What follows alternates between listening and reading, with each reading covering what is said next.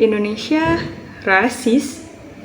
Halo, aku Mutiara Sakinah Al-Munawarah dari KM 4601 dengan NIM 1502223293. Nah, sebelumnya kita bahas dulu nih, apa sih itu rasisme?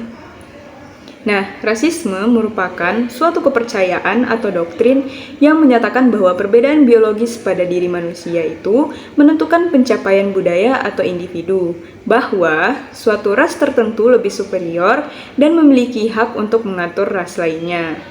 Sedangkan menurut KBBI, rasisme merupakan paham bahwa ras diri sendiri itu lebih unggul dibandingkan ras lainnya. Nah, rasisme ini menimbulkan prasangka berdasarkan keturunan bangsa di mana adanya perlakuan yang berat sebelah terhadap suku bangsa yang berbeda-beda. Sedangkan pengertian rasisme menurut Oliver adalah merupakan peristiwa atau situasi yang menilai berbagai tindakan dan nilai dalam suatu kelompok berdasar perspektif kulturalnya yang memandang semua nilai sosial masyarakat lain di luar diri mereka itu adalah salah dan tidak dapat diterima. Nah, mengapa sih memilih isu rasisme ini? Nah, karena berdasarkan data penyelenggara statistik Indeks Mundi menyebutkan Indonesia menempati posisi ke-14 di dunia, di mana poin yang tercatat yaitu 4,99 poin. Nah, pada data ini mengungkapkan negara paling rasis di dunia saat ini adalah negara Afrika Selatan dengan poin 6,86. Warga plus 62 beneran rasis nggak sih? Nah, pada salah satu postingan influencer di sosial media TikTok, terlihat banyak komentar warga Indonesia yang menyimpulkan bahwa ras kulit gelap itu tidak cantik. Warga Indonesia banyak menghina fisik dari influencer tersebut, mengatakan bahwa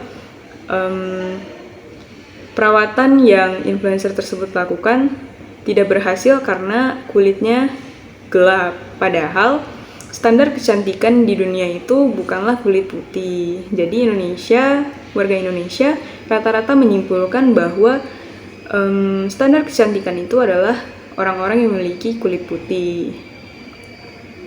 Nah, tapi semua warga plus 62 nggak sih yang rasis itu? Nah, tentunya tidak, karena di antara semua komentar-komentar negatif itu masih terselip, walaupun sedikit, komentar-komentar positif dari warga Indonesia.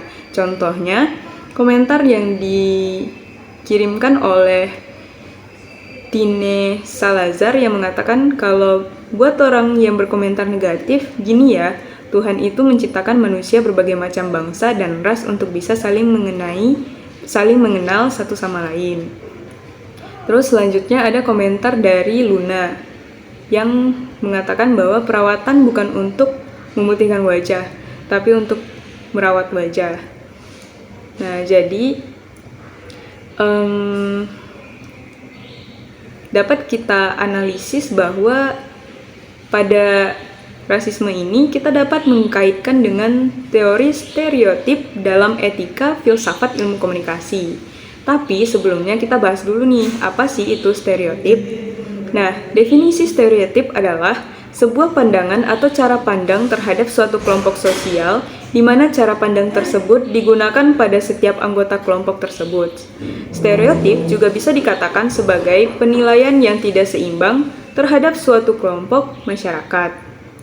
Nah, stereotip ini juga digunakan oleh manusia sebagai bagian dari mekanisme pertahanan diri untuk menyembunyikan keterbatasan atau membenarkan perasaan kita yang rapuh tentang superioritas. Nah, mengapa sih stereotip ini bisa muncul? Yang pertama itu karena manusia itu membutuhkan sesuatu untuk menyederhanakan realitas kehidupan yang bersifat kompleks.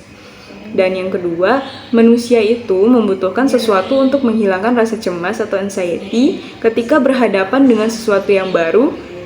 Jadi mereka menggunakan stereotip ini untuk mengalihkan hal tersebut. Poin yang ketiga, manusia itu membutuhkan cara yang ekonomis atau praktis untuk membentuk gambaran dari dunia yang ada di sekitarnya. Dan poin yang terakhir, manusia itu tidak mungkin mengalami semua kejadian. Karenanya, manusia mengandalkan informasi dari pihak lain atau media sebagai jendela dunia, maka hal tersebut atau duplikasi dari stereotip ini bisa terjadi. Lalu, apa sih hubungan stereotip ini dengan rasisme? Nah, dapat dikatakan bahwa stereotip dan rasisme ini memiliki nilai negatif, yaitu yang pertama, mereka sama-sama melanggar nilai-nilai kemanusiaan, yakni kejujuran, ketulusan, persatuan, dan keberagaman. Poin yang kedua, stereotip dan rasisme tidak fair atau tidak adil karena meniadakan perbedaan serta potensi setiap masing-masing individu. Nah, poin yang ketiga, stereotip dan rasisme sering memengaruhi pemikiran khalayak dan mengarahkan kepada kebohongan.